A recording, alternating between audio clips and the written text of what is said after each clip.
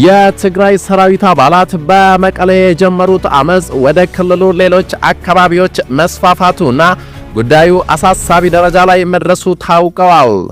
የቲዲኤፍ ኃይሎች የሚባሉት የሰራዊቱ አባላት በክልሉ የተለያዩ ክፍሎች ውስጥ ተቃውሞ ማሰማትና መንገድ መዝጋት መቀጠላቸውን ከክልሉ ነዋሪዎች መረጃዎች እየወጡ ይገኛሉ።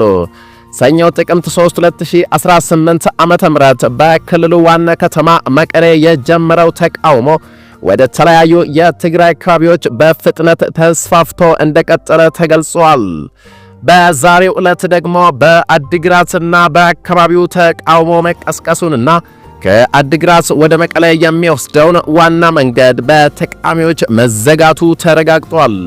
በተጨማሪም በምስራቅና በደቡብ ዞኖች አሁላና መሆንን ጨምሮ ከመቀሌ ጋር የሚያገናኙ መንገዶች እንዲሁም ከእንደ አባጉና ወደ ሽሬ እንደ ስላሴ የሚወስደው መንገድም ዛሬም ተዘግቶ እንደሚገኙ የተለያዩ ምንጮች አመልክተዋል።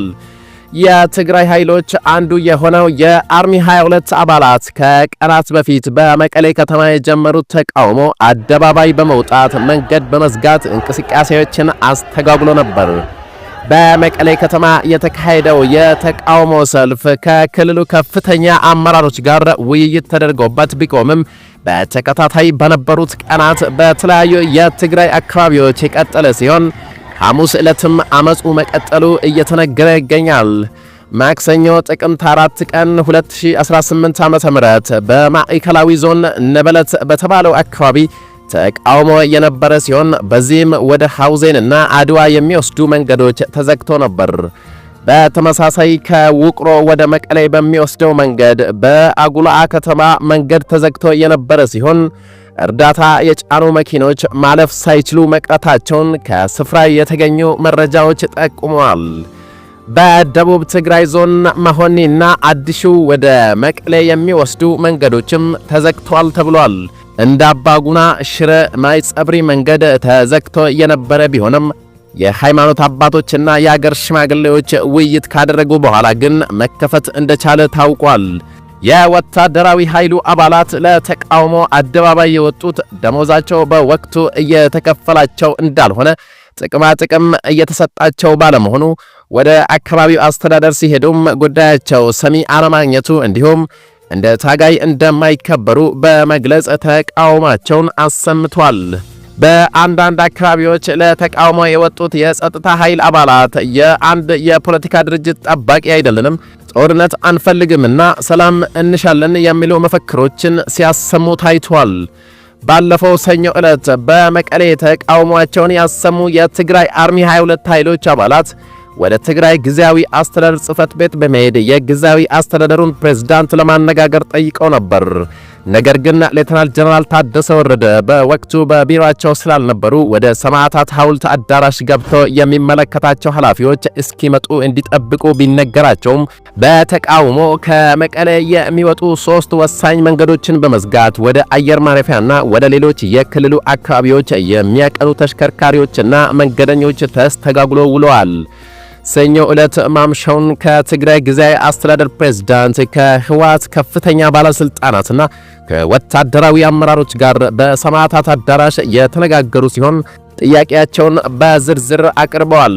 አባላቱ ያነሷቸውን ጥያቄዎች በተመለከተ ምላሽ የሰጡት የክልል ጊዜያዊ አስተዳደርና የህወሓት ከፍተኛ አመራሮች የ2 ዓመቱ ክፍያና ሌሎችም ጥያቄዎቻቸው ተጣርተው እልባት እንደሚያገኝ ቃል ገብቶላቸው ቢሆንም ነገር ግን የአባላቱ ተቃውሞ ከመቆም ይልቅ ተባብሶ ቀጥሏል።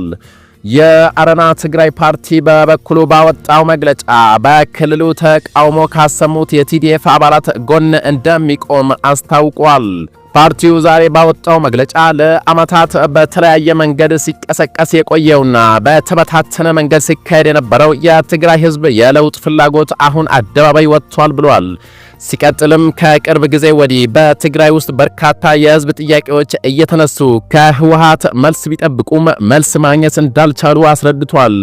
አረና ፓርቲ በመግለጫው ራስን በራስ የማስተዳደር ጉዳይ፣ የአካል ጉዳተኞችና የታጋዮች ቅሬታ፣ የመምህራንና የመንግስት ሰራተኞች ውዝፍ ደሞዝ፣ የቀድሞ የትግራይ ፖሊስ አባላት ጥያቄ፣ የታክሲና የባጃጅ ሹፌሮች ጉዳይ፣ በሴቶች ላይ የሚደርሰውን ጭቆናና ግድያ በተመለከተ የመሬት ወረራ፣ ህገወጥ የወርቅ ማዕድን ማውጣት በቅርብ ጊዜ በትግራይ አንገብጋቢ ጥያቄ ያስነሱ ጉዳዮች መሆናቸውን ጠቅሰዋል። የአረና ፓርቲ ጨምሮም ከትግራይ ህዝብ የወጣው ህወሓት እነዚህ የህዝብ ጥያቄዎች በኃይል እንዲታፈኑ በማድረግ ለጊዜውም ቢሆን የለውጥ ፍላጎቱ እንዲጨናገፍ አድርጓል ካለ በኋላ ህወሓት የህዝቡንም ሆነ የሰራዊቱን ጥያቄ የመፍታት አቅሙም ፍላጎቱም እንደሌለው ተረድተናል ብለዋል።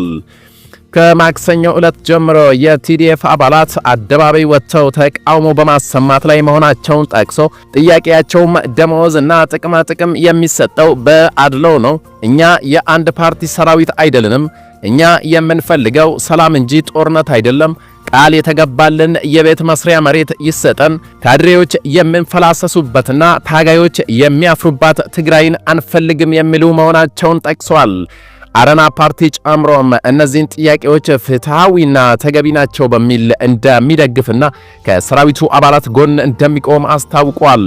ከዚህ ጋር በተያያዘ ረቡዕ ዕለት በጀነራል ታደሰ ወረደ የሚመራው ጊዜያዊ አስተዳደር ባወጣው መግለጫ ይህንን ጉዳይ አስመልክቶ ቀደም ሲል ከ2017 ዓ.ም ጀምሮ ሊተገበር በእቅድ ላይ የነበረውና የትግራይ ኃይል አባላትን አስመልክቶ የወጣ መመሪያ ተገቢ ደሞዝ፣ ጥቅማ ጥቅምና ለቤት መስሪያ የሚሆን ቦታ እንዲሰጥ ውሳኔ አሳልፈናል ብለዋል።